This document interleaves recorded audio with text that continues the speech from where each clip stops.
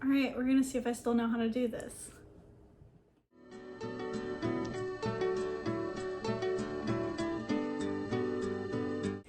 Hey guys, welcome back to the Knit by Day podcast. It has been a month or so since our last episode. For those of you who do not already know, my name is Deja. You can find me on Instagram at Knit by Day or on Ravelry at Day's Jam. This episode, I don't know of the podcast because, yeah, like I said, it's been a month.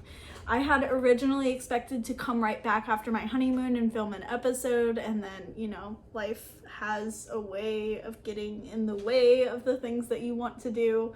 And so my schedule changed at work, I caught a cold, all the different excuses I have for you for why I haven't shown up in the last 2 weeks like I had expected to. But that being said, I have a lot to chat about now. I have several finished objects, I have a couple of works in progress, and then of course I have my wedding and my honeymoon and all the life stuff to talk about. So let's go ahead and jump right into it. First of all, I have here these socks that here we go with the cat. We have the socks that I was originally test knitting for the folks over at the Knitrino app. These are officially done. I'm not sure if they were done the last time I spoke to you or not, but they are. I will link the pattern and the app in the description box below because I am blanking on the name of them. But they are knit out of Hedgehock Fiber's Colorway Guppy, and they are super, super duper comfy. In fact, you can tell that I've already worn them a couple of times because they are already covered in dog hair.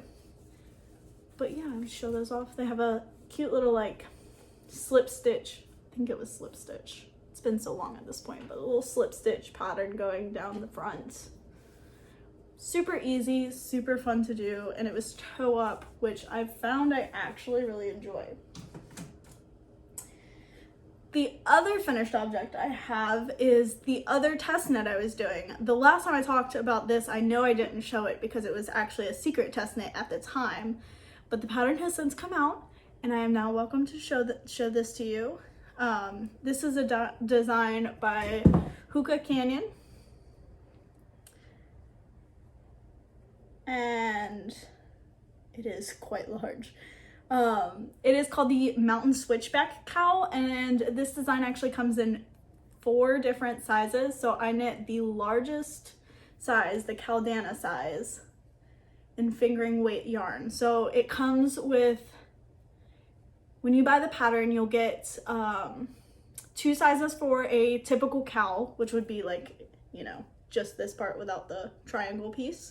And it'll come in a DK weight version and a fingering weight version, or if you opt to do the Caldana like I did, then you'll also get a fingering weight and a DK weight with that. So the Caldana uses 15 10-gram mini skeins, which is a lot, but I had my Christmas advent calendar to work up. It knits quite a large, let me see if I can kind of pop up. It knits quite a large Caldana, which is super snuggly. I almost wish I had the DK minis because I feel like it would be even warmer, but this is definitely going to keep me warm. And I think if you went with the cowl size, I want to say, yeah, I don't know. I know it takes significantly fewer minis. So, you know, if you didn't have quite that many minis lying around, then you could do the cowl, and it also looks really, really pretty. It includes some texture, some eyelets. It was really, frankly, like once you get into the groove of it, it's quite mindless. I knit this primarily on our honeymoon while we were driving from national park to national park. There is a gorgeous little I-cord bind off. I will suggest, if you do decide to knit this pattern, the I-cord sometimes with the number of stitches that the designer asks you to pick up, it will start to pucker the design, which is really, really frustrating. But if you just pick up more stitches, then it won't pucker like that. That's what I learned on this design, which was actually really handy because I find a lot of designs that happens to me. When I go to pick up the I-cord, it makes the whole project pucker. And so just pick up more stitches. I learned that from a fellow test knitter, and it makes so much sense, and I don't know why I never thought of it, but I did it. Next, I'm really excited about this one. The ends are not, well, the ends are woven in, they're just not cut. So when I wet block, I will weave the ends in and then I'll wait to cut them because the work expands a little bit and I want to make sure that I have enough room to make sure those ends are really secure. But this is a teeny little baby sweater. My coworker and dear friend just had a beautiful little girl. She was actually born the day before my wedding, so he could not make it to the wedding, but that's understandable. I knit her this sweater, and it is out of Yarn Cafe Creations, and I want to say the colorway is Blueberry and Muffin, but I can't be certain. Yeah, I'm going to gift this to him tomorrow. He does not know it's coming.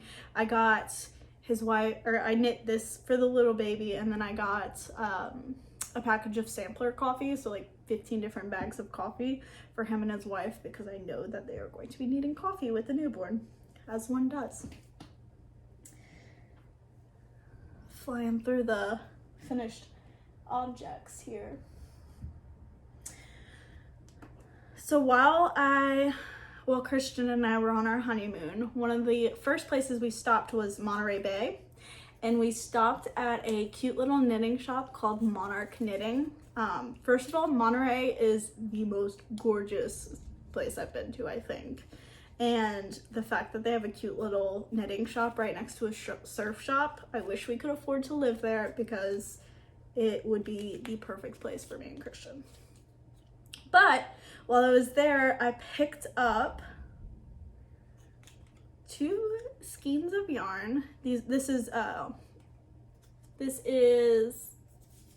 I'm gonna have to look because I can't remember. Oh, this is Farmer's Daughter Fibers, and they're squish worsted. And this is the colorway Eagle Eye. It's like this really pretty, I want to say burnt orange, but it's not. It's like it's a gold kind of, and it does have like flecks of burnt orange in it. I don't know if you'll be able to pick that up. But it actually has a lot of depth to it, which is really cool. And then to go with it, also squish worsted, this is the in-between. And this is just like a white or an off-white with flecks of berry, and then there are little flecks of like gold in there. So I paired them together. And I knew I definitely wanted them to go together. I picked them up to live together.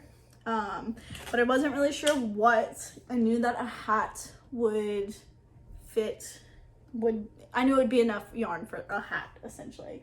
So I just kind of knit something up. This is of my own design. And this is it. So it's got a little flower motif. It's just a typical 2-color stranded color work. And really quick and easy to knit up, as worsted weight is. And I think I'll probably write this up and call for testers maybe in the next month or so. I think this might be my first time using Farmer's Daughter yarn, and it is so squishy. I didn't realize until after blocking just how like squishy and soft it is, but I love this yarn. Really, really do. I was actually surprised with how quickly I picked out 2 skeins of yarn, because as many of you know, you can walk into a knitting shop and spend hours looking for yarn, which was the case the last time I went into a knitting shop. So I think Christian and I were both impressed with just how quickly I was able to make a choice and get out of there. But yeah, that is it for finished objects, we can go and move right into what I am working on. And per usual, you guys will know I have far more works in progress than I will show you, but these are the two that have actually been getting my attention lately.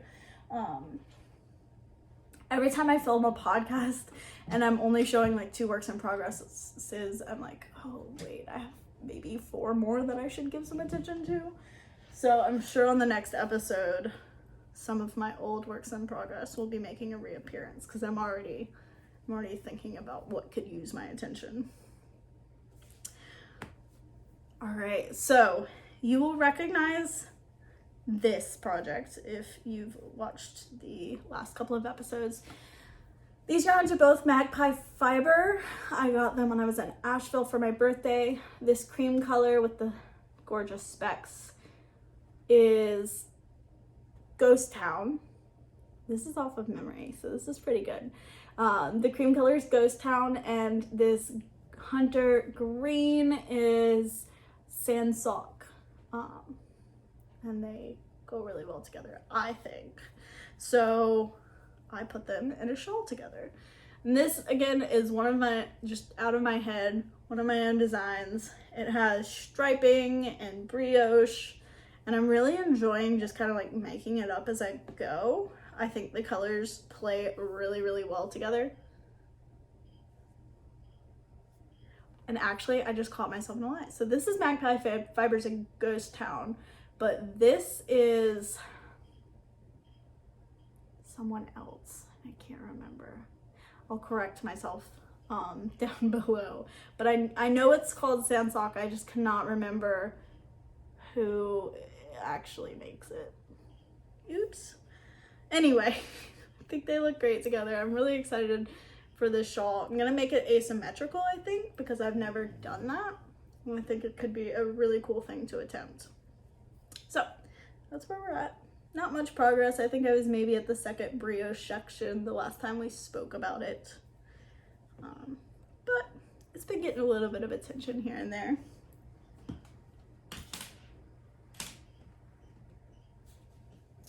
Next, there's now a ball of yarn rolling across the floor. All right, next on the list is my pink velvet sweater. I went ahead and started on the sleeve, so I have one sleeve done on it, and I'm about halfway done with the other one. And then once I do that, I'll get to the waist. The reason I did that is it's not actually a reason. Well, it is a reason, but it's not a good one. I just wanted to use the needles that I was using, or the cable that I was using for the body. So I was like, well, I guess I'll stop here, and switched my sleeves. And I think I used that for the baby sweater. So it got done, and now I can go back to the body once I'm done. If I didn't say, this is my pink velvet sweater by Andrea Mowry, and it is also just soft. It's knit out of Qing fiber, and I actually got it in a pink velvet kit, which I was really excited about, and still am, frankly. I'm very excited for this sweater for a number of reasons, and I guess we can go ahead, now that I'm out of knitting stuff, we can go ahead and jump into life stuff, because I do have a quick announcement. The reason I am so excited for this sweater is because I will actually get a real winter this year, which is, I don't think I've ever lived anywhere with a real winter. I've always lived on the beach, and so usually with beach towns, you know, it'll get a little bit cold, but it's not really gonna snow all that often, and if it does snow, it lasts like 3 days and the whole city shuts down. But I'm getting a real winter this year because we're actually moving to Kansas. So I had mentioned a couple of months ago that Christian would be moving to Kansas because he has to complete a year-long internship as part of his PhD program. Originally, I had said that I wasn't quite sure if I wanted to move because I love my job so much. My family's here, my friends are here, and it would only be a year. So I was thinking about maybe we could do the distance, but after really reflecting on it and getting married and doing our honeymoon, I don't think it would be the best decision for our family to be a year apart for a year. It just doesn't make sense to me, especially because I am at a point in my career where I could go leave for a year, pick something else up. I mean, I'm a social worker, so I can do anything anywhere. And so we're gonna have a little year-long adventure in Kansas, which is kind of cool. It's not a place that I would have ever gone out of my own fruition, so we'll see how it goes. This is the big question everyone's asking me. It's what I'm going to do in Kansas as far as work. We're a little bit up in the air about it. Right now I'm in direct care and I'm working specifically with men who are struggling with addiction, but I say I am working. I actually had my last week, so I don't work anywhere. I'm unemployed, but I think I am going to switch over to some more nonprofit management if I can find a decent job in the Wichita area, and kind of get out of the direct care a little bit and try something different. And then if I can't find anything there that I want to do, I might just like serve or work at a coffee shop, or really anything part-time. It's kind of all up in the air, whatever I want to do once we get there, which is really cool. And then after a year, we will decide where we're ending up. We do have the opportunity to come back to Wilmington, North Carolina, and that's where my family is, so it would be really nice. But we'll kind of see what opportunities come up once we're out there. He's never really lived outside of North Carolina. I've never lived off the East Coast, and so it might be cool to kind of explore a little bit more, especially after spending our honeymoon out west and getting to explore some really cool places. So yeah, honeymoon, wedding, all that stuff.